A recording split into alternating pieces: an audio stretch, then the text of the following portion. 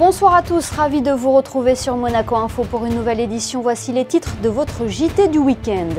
Dure soirée pour la Roca Team hier, les Monégasques se sont lourdement inclinés à Villeurbanne dans le match 2 des finales du championnat de France de basket. Résumé à suivre dans quelques instants. Alerte aux fortes chaleurs, des températures élevées sont actuellement enregistrées. Un mercure anormal pour la saison. Comment se protéger de la canicule? Quels sont les gestes à adopter? Brie Juric, préparatrice en pharmacie, nous éclairera à ce sujet.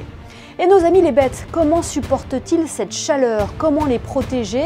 Élément de réponse dans ce journal.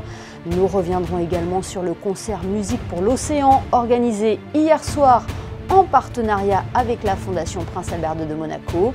Et puis à la fin de ce journal, retrouvez les expertes au Festival de télévision de Monte-Carlo. Sandrine Nègre et Christine Datomel vous feront revivre la cérémonie d'ouverture de la 61e édition. Il y a des jours avec et des jours sans. Après avoir remporté le match 1 des finales du championnat de France de basket mercredi, la Roca Team est complètement passée au travers du match 2 face à l'Asvel, à l'Astrobal. Une soirée à oublier sur laquelle revient Yannick Debever et Sylvain Péroumal. Il y a des matchs où rien ne va dans votre sens. Ce vendredi, la Roca Team a connu une énorme panne face à l'Asvel, incapable d'enchaîner les actions positives. Au coup d'envoi, les intentions monégasques sont pourtant bonnes à l'image de l'énergie déployée par Ibrahima Falfay. Mais cela se complique au fur et à mesure de la rencontre. Les Villeurbanais n'ont aucun mal à scorer alors qu'en face, rien ne rentre pour Monaco. Sorti très vite pour 2 fautes, Mike James ne peut aider ses coéquipiers. Les runs se succèdent pour Villeurbanne qui s'amuse sur le parquet face à des Roca Boys qui ne sont que l'ombre d'eux-mêmes. 28-12 au premier quart-temps puis 22-8 dans le second. C'est avec la tête basse et seulement 20 points marqués en première mi-temps que Monaco rentre au vestiaire. L'écart est conséquent, 27 points d'écart à la mi-temps. La vingtaine de Roca fans venus soutenir ses joueurs n'est pourtant pas au bout de ses peines. Monaco ne rentre toujours aucun tir dans les 5 premières minutes de jeu et encaisse un 13-0 pour voir les Villeurbanais passer la barre des 40 points d'avance. 72-37 à la fin du 3e quart-temps, le match est plié. Avec 23% de réussite au shoot en 30 minutes de jeu, Monaco ne pouvait rivaliser. L'Asvel relâche la pression dans les 10 dernières minutes et s'impose finalement 91-54 et signe la plus large victoire de l'histoire des finales du championnat de France. On n'avait pas le choix parce que si on perdait ce match, c'était quasiment fini. Donc voilà, on a essayé de mettre de l'intensité, un peu ce qu'ils nous ont fait au premier match dès le départ. Ça a plutôt bien marché, on les a empêchés. Bon, ils n'ont clairement pas été eux-mêmes ce soir, ça a aidé. Il va falloir être prêt pour le 3e match, en tout cas pour nous. On n'est pas nous-mêmes et en même temps on est nous-mêmes.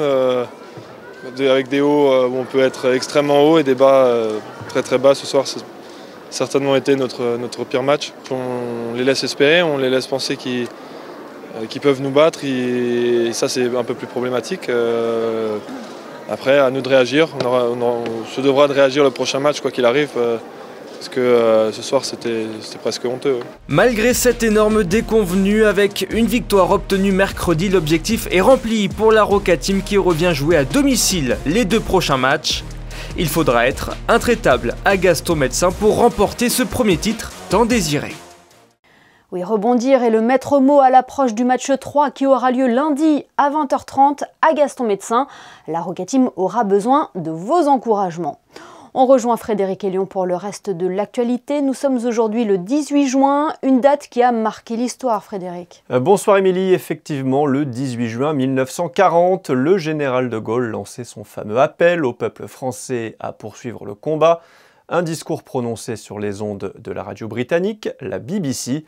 La Fédération des groupements français de Monaco proposait une commémoration de cet appel du général ce matin à la Maison de France. De nombreuses personnalités de la principauté étaient présentes. Au programme, discours, dépôt de gerbes par les autorités. Une minute de silence a également été observée. Un mot sur cette soirée de lancement en principauté pour les JMJ. Et les Journées mondiales de la jeunesse, un événement initié par le pape Jean-Paul II avec une première édition en 1986. Des jeunes du monde entier se retrouvent pour cette grande fête de la foi. Les JMJ 2023 se dérouleront à Lisbonne au mois d'août et hier soir, le diocèse de Monaco organisait une soirée de lancement sur le thème du Portugal à l'école FANB sur le Rocher. À l'occasion de découvrir le futur séjour à Lisbonne, les inscriptions sont désormais ouvertes. Oui, et plus d'informations sur le site internet du diocèse de Monaco. On termine par cet événement festif organisé par la Fondation Flavien. L'association qui lutte contre les cancers pédiatriques et les maladies rares proposait hier soir un apéro-concert au Monaco Bar, place d'Armes. Un beau moment de partage en famille et entre amis pour la bonne cause. Merci Frédéric. L'autre actualité, c'est bien évidemment cette vague de chaleur qui traverse actuellement l'Europe. 11 départements français étaient placés en vigilance rouge canicule aujourd'hui. Des records absolus de température ont été battus. Nous allons d'ailleurs revenir dans quelques instants sur les gestes à adopter avec ces fortes chaleurs avec notre invité Brie Juric.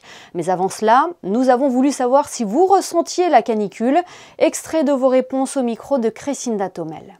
À Monaco, ça va pour l'instant, à l'ombre, il fait bon. Il fait bon, il y a juste un peu plus d'humidité. Bien sûr, à Monaco, il y a toujours pas mal d'humidité. Je travaille dans un bureau, donc on a la clim, mais il ne fait pas non plus extrêmement chaud. Hein, donc pour l'instant, ça va. Oui, clairement. Il fait chaud, hein. Mais très très chaud. Et c'est difficile de ne pas ressentir la chaleur, je pense, vraiment. Ah non, pas du tout. Non, oui, il fait chaud, mais il fait un peu plus chaud que d'habitude. Mais à part parler de canicule, non, je ne pense pas. Il fait très chaud. Et effectivement, quand on sent la canicule. Et qu'est-ce que vous faites pour remédier à ça? La clim au bureau et on boit pas mal. En tant qu'Italienne, il ne fait pas si chaud que ça. À Rome, il fait beaucoup plus chaud. Mais sinon, au soleil, oui, c'est vrai, il fait très chaud. Il fait très chaud, tout à fait. Oui, effectivement, on subit la chaleur comme tout le monde, mais bon, on s'organise et la canicule, on va dire, pour l'instant, je ne pense pas que ça soit insupportable. Voilà. Des avis partagés donc, et pourtant ces températures sont anormales pour la saison. Le gouvernement princier a sensibilisé hier les résidents sur les risques pour la santé en cas de forte chaleur. Nous allons développer cela avec notre invité Brie Juric. Bonsoir. Bonsoir Émilie. Quelles sont les solutions pour se protéger de la chaleur? Pensez à s'hydrater bien sûr, ne pas sortir aux heures les plus chaudes, 11h, 15h, 11h, 16h. Rester chez soi, fermer les volets et puis appeler les gens autour de soi pour qu'ils soient au courant que tout va bien.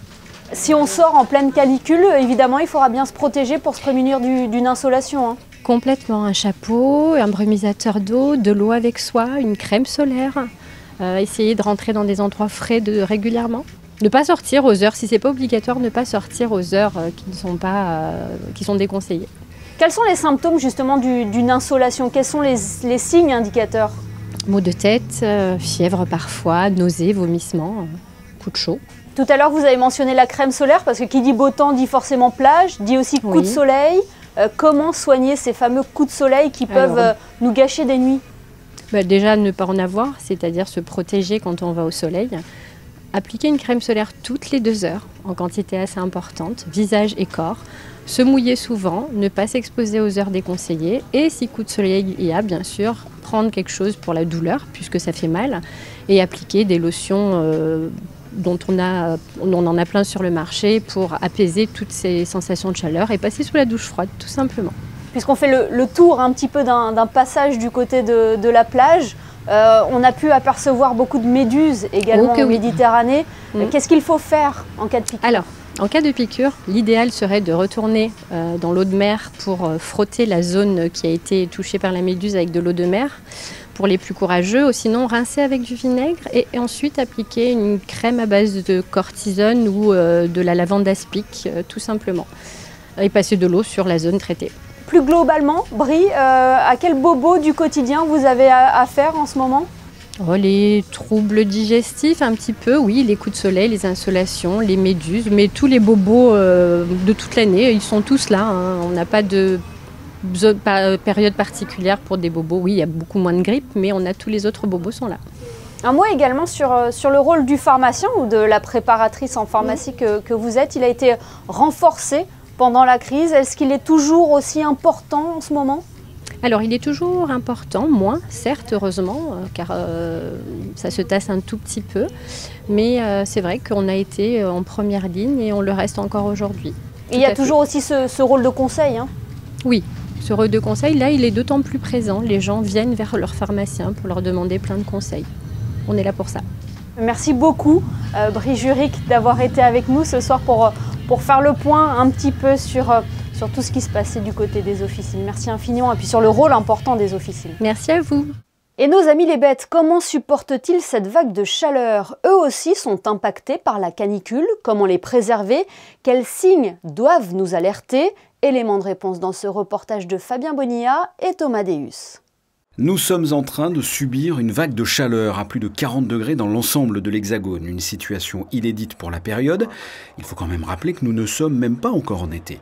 Nous subissons cette chaleur, et bien nos animaux de compagnie aussi en souffrent. Plusieurs conséquences, les coussinets brûlés à cause du trottoir trop chaud, ou encore par exemple la déshydratation. La chose importante quand un chien il a une coup de chaleur, jamais mouiller la tête, mais toujours les pattes, antérieure et postérieure et en dessous du cou pour éviter le coup de chaleur et le faire boire en petite dose continuellement dans la journée. Après, de ne pas laisser le chien dans la voiture, c'est contre loi, et comme les enfants, les bébés, les personnes, on ne peut pas laisser le chien dans la voiture. La promenade du chien, c'est important dans les périodes très chaudes. Le matin très tôt, une demi-heure, une heure, très tôt, et le soir très tard, parce que dans la journée, c'est pas très indiqué. Il faut pas les tondre beaucoup, parce que sinon le soleil, ça lui brûle la peau. Ou même les chiens un peu plus de poils, un peu plus clairs. Il faut les tondre, mais pas beaucoup. Dernier conseil, à l'intérieur, ne laissez pas trop l'air conditionné sur vos animaux, ce n'est pas bon. Et enfin, si vous voyez que votre chien ou votre chat est abattu, qu'il ne mange plus, n'hésitez pas à aller voir votre vétérinaire. Voilà pour les quelques conseils que nous pouvions vous donner ce soir pour mieux supporter, vous préserver de ces fortes chaleurs. On retrouve Frédéric Hélion pour d'autres informations. En bref, Frédéric, la mairie de Monaco organisait cet après-midi un événement écolo. La deuxième édition du Mounegou Repair Café s'est déroulée de 15h30 à 18h au marché de la Condamine ce samedi. Un rendez-vous placé sous le signe de la lutte contre le gaspillage. Objectif, réparer gratuitement tout objet transportable ou vêtement. La première édition avait connu un grand succès avec près de 20 appareils réparés par l'équipe du Repair Café Nice. On passe à ce festival de street art en principauté. L'Urban Painting Around the World est de retour à Monaco, mais sous une nouvelle appellation. YouPaint est dans un nouveau lieu, sur les terrasses du Casino de Monte-Carlo. Un village street art s'y est installé pendant 4 jours et 14 artistes réalisent en live des œuvres uniques pour la planète.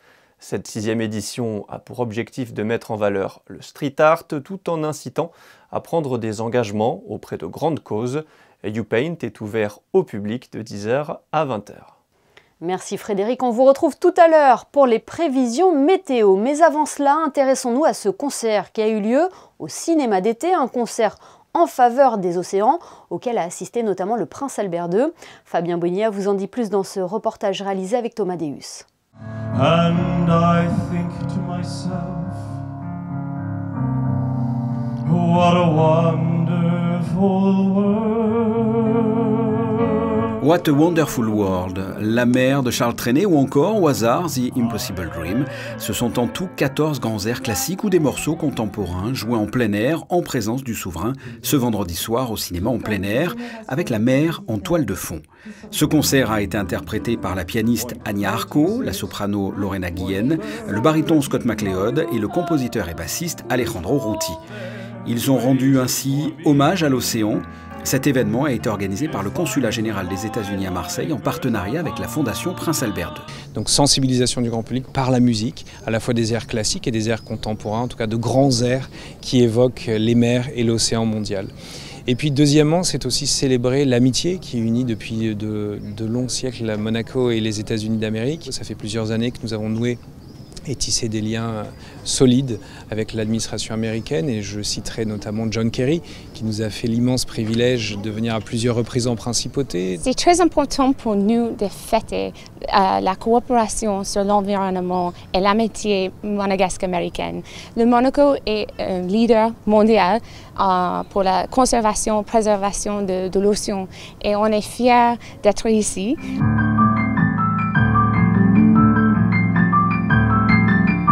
Because Because the oceans. À noter en première mondiale l'œuvre Because the Ocean, composée par Alejandro Ruti, qui met en musique des données climatiques afin de permettre au public de traiter ces informations avec empathie et humanisme. Ce concert sera joué également en avril prochain à Washington, lors de la Journée de la Terre. Voilà pour ce concert où quand la musique se met au service de la protection de l'environnement. Ce journal est à présent terminé. Avant de nous quitter, jetons un coup d'œil sur les prévisions météo. Est-ce qu'il fera toujours aussi chaud, Frédéric, demain ? L'été se rapproche à grands pas et ça se sent, Émilie, encore une très belle journée ensoleillée, pas un nuage dans le ciel et toujours une forte chaleur. Les températures seront comprises entre 23 et 32 degrés. Pour les amateurs de plage, l'eau sera à 25. Dimanche 19 juin, nous célébrerons la Saint-Romuald. Merci Frédéric et merci à vous de nous être fidèles chaque soir sur Monaco Info. Dans quelques instants, retrouvez les expertes. À partir d'aujourd'hui et jusqu'à mercredi, Sandrine Nègre et Christine Datomel vous font vivre au plus près le festival de télévision de Monte-Carlo. Entretien, reportage, vous saurez tout sur la 61e édition. On se quitte d'ailleurs avec les photos de Stéphane Dana et la cérémonie d'ouverture en présence du couple princier.